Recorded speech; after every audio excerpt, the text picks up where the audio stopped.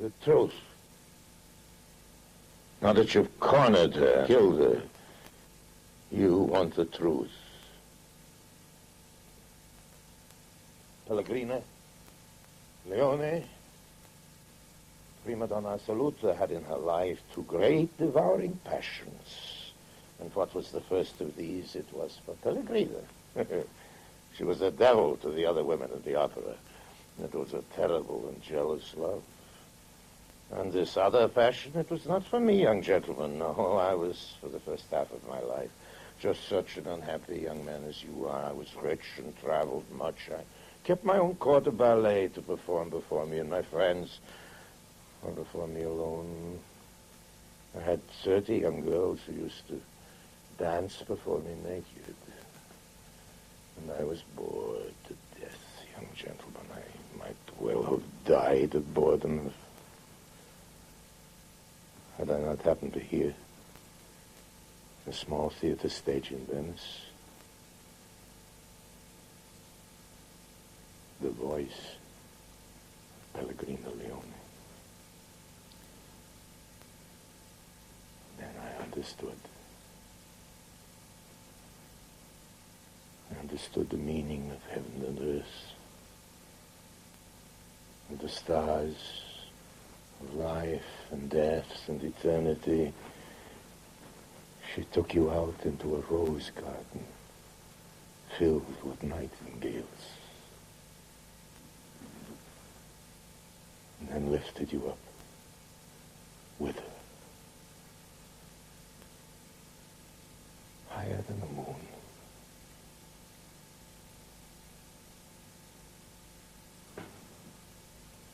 The other passion of her life, that was for her audience, not for the proud princes and magnates and the lovely ladies all in jewels, but for the poorest in her audience, her galleries. When times were hard, she gave them all the money and sold her clothes for them. She loved them. She loved them beyond anything. That in the opera she should melt their hearts, that she should scatter her soul over them like stars. That was for her true happiness. Then came the disaster. The greatest singer in the world, what is death? The moment when she ceases to breathe, or the moment when she knows that she will never sing again. You are still determined on the truth after the disaster. There is no truth that matters. She had a brave heart, you know. She was not frightened, not for one moment at the worst of it. But I was afraid. Just at the moment Pellegrina made her entrance, a flaming piece of canvas dropped in front of her. She just went steadily on, but then the scene behind her burst into fire, and the whole theater rose up in panic. She looked for me, but I was sitting in my box. Yes, at that moment of despair. She looked at me. It was as if she meant to say, here we are to die together, you and I, Marcus. Thick smoke was spewing out. She was hidden from my eyes. I got out somehow to the street. It was there that the news reached us. Pellegrina, clothes all aflame, was saved. And the people, when they heard that she was saved, fell on their knees. I called all the doctors of Milan around her. The burn which she had suffered quickly healed. It was found that she had lost her voice. Pellegrina Leone would never sing one note again. She grieved for her great name, but all her tears were for her galleries. Those poor people who would give up a meal or a pair of shoes, the wages of hard labor, to crowd up high in the hot gallery to hear Pellegrino sing. How were they to live on in the dark of night when their one star had fallen and there was no Madonna in the skies to smile on them? Time in our villa in Milan used to fly lightly, like a May breeze, like a summer shower. But now, a day was like a year, a night, 10 years.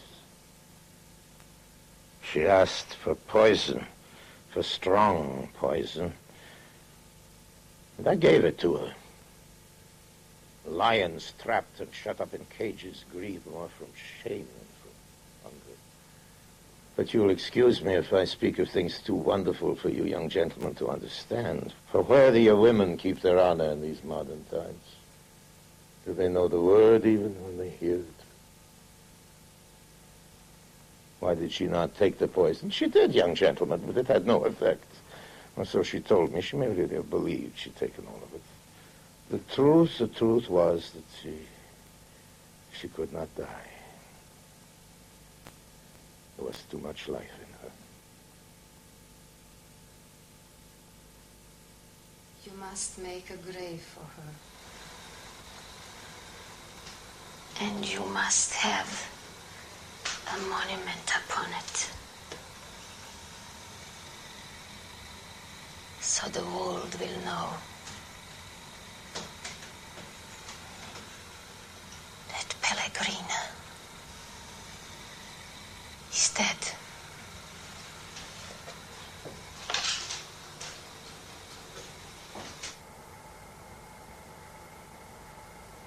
Look, there is a woman going to work in the fields.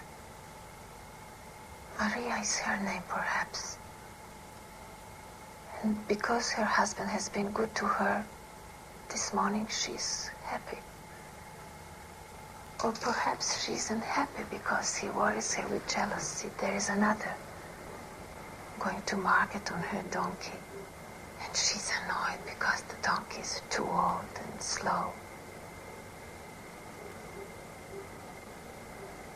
Oh, Marcus, I could be that woman. And then I could be someone else. There are so many women I could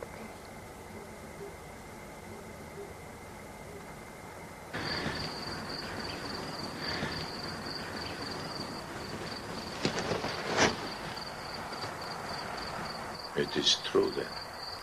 Yes. Alone? Like this? And in the dead of night? Pellegrina's dead. Even the servants think so. I had no chance to say goodbye. Will you do that for me? It is struck midnight. The dawn of a new day. At dawn, Luigi will be working in the garden here.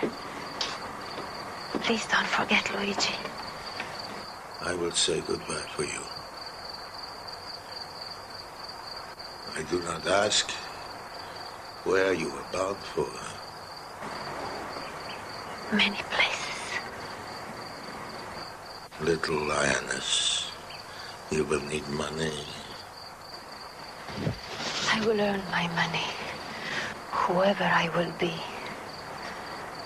Marcus, I will be many persons. Let this go with you, little lioness. I should like you to be easy. This ring will carry you left or right in all of your directions. Left or right, Marcus, but never home again. Not ever. Oh, Marcus,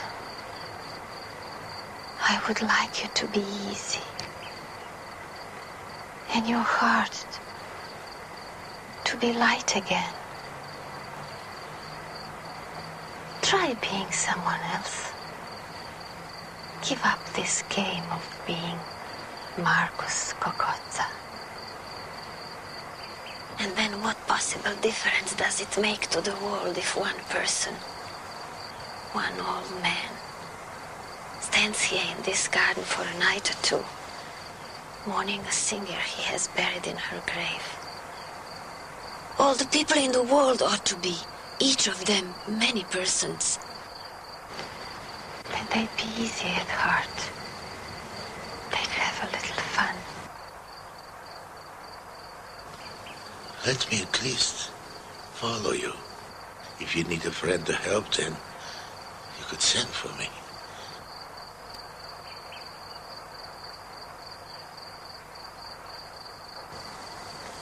Yes. Be near me, Marcus. But you must never speak to me. I could not bear to hear your voice without remembering the voice of Pellegrina and her great triumphs. And this garden. What do you think, Marcus, of this paradise they talk about? Is it anywhere, really?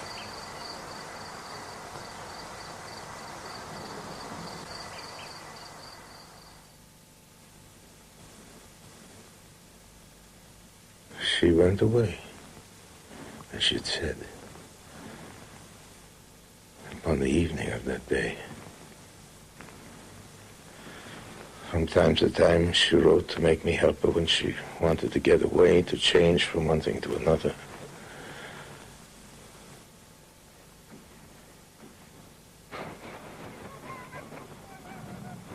I've never spoken to her since. The truth. You want the truth, young gentleman.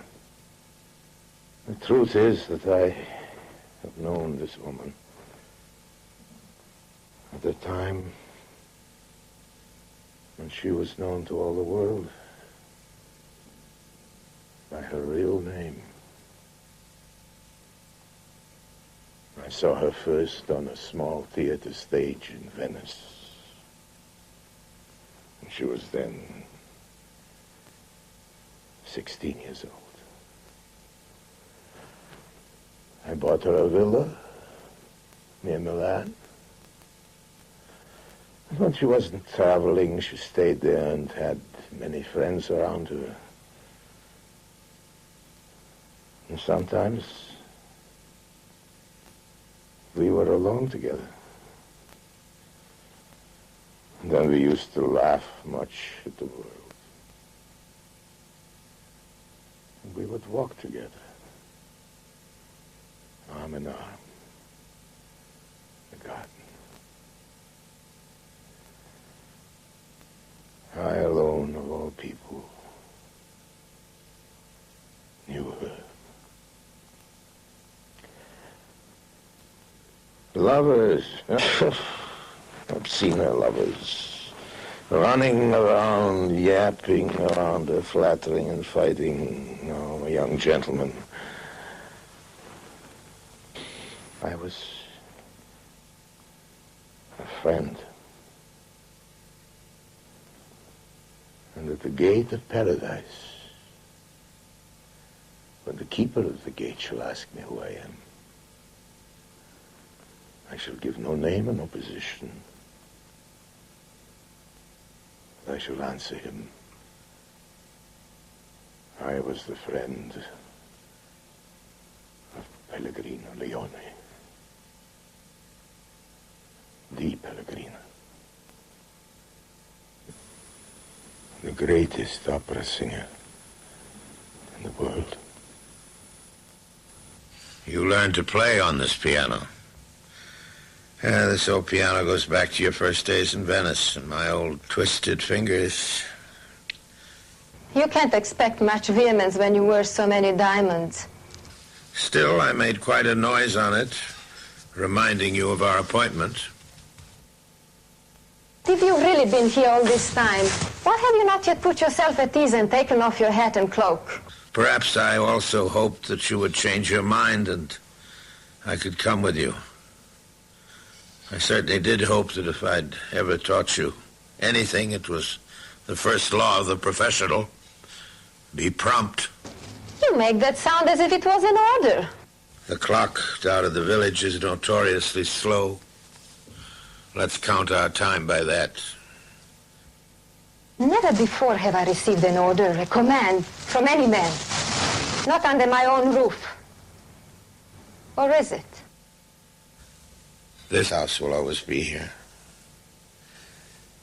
awaiting the return of Pellegrina. You'll never hear her speak to you again. You're entering a convent, then? A strict one with a vow of utter silence? Come, little sister chatterbox, raise up your chin and look again into the eye of he who knows you best. There will be many men who'll come to know me. Who? Who will they know? I've observed you with your lovers. You were a goddess. You carried a great shield. But now you put it down. So how will you defend yourself? Perhaps it's a notion that just struck me. You will get married. Quite the opposite. There, you smiled. Soon we'll be working miracles. We'll make you laugh. You think this is a game? Can't you understand why I didn't want to hear you say goodbye? Everything I was is burned to cinders. Especially the laughter. That garden out there, how it used to ring with it. Pellegrina, that is another sound that won't be heard again. Krieg, one question. Well? You're embarking on a journey. It may take you many times around the globe. And what's a journey, madam, without a destination? It pleases you to think that in this little villa, all commands have come from you. Ask Luigi. He witnessed many documents. Luigi? Let him tell you of the bankers who came here all the way from London and from Frankfurt. But money always bores you, so you fell asleep. It's almost midnight, cara. Luigi here is putting out the lights.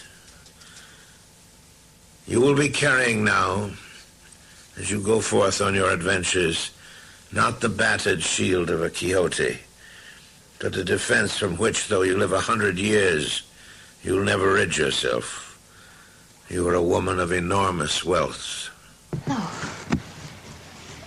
No, it's not to be like that. A rich woman working as a harlot. So, that was your little notion. A season as a Roman whore. Dear little lioness, please don't ask me to be shocked. As for your money, it's all locked away in safe investments. She says, keep it there. I am not locked up with your money. I must have nothing. And Krieg says, that's what the saints are always praying for. Are you also going to be a saint? She says, I shall be everything. Krieg says, dear lioness, you will still be pacing in another cage. What is a journey, a true journey? It is a search. And what will you be searching for? Pellegrina, a little ease of heart. Krieg, in a bordel. These many men you say that you'll be having, you've had your share of them already. I do not think they're what you will be searching for. She says the world belongs to them. How else am I to enter it? Krieg, yes, but be careful, child. She says, let them be careful. I take your point, my lioness, but never, for one instant, allow yourself to fall in love. I know. We don't want to see you wind up permanently among the wash tubs or kneading dough for someone's strudel. She laughs. Behold, the miracle. She laughs. Take me along with you, and soon we shall see more of them. Pellegrina, I've had my share of laughter with you, Marcus, and I shall miss it sorely. But we are not to laugh again together. Krieg says, will you come now and sit beside me one last time? No, Marcus, no. The last of the last times are over. I have already gone. He says, when you were still a child in Venice, you cast me for the role which I was to play out for you in the story of your life, remember? There was a kind of pact between us, and you sealed it. You kissed me on the lips. And that was 19 years ago. Go then and search, but do not be so vain and foolish as to look for happiness. Because there is no happiness to find? Your great soul, my lioness, and search for joy. Nothing else? Well, do not look for justice. Certainly not that. Why should I? Because finally, we all do. And there is no justice in the world, my heart. Yes, the Lord God has kept that for himself.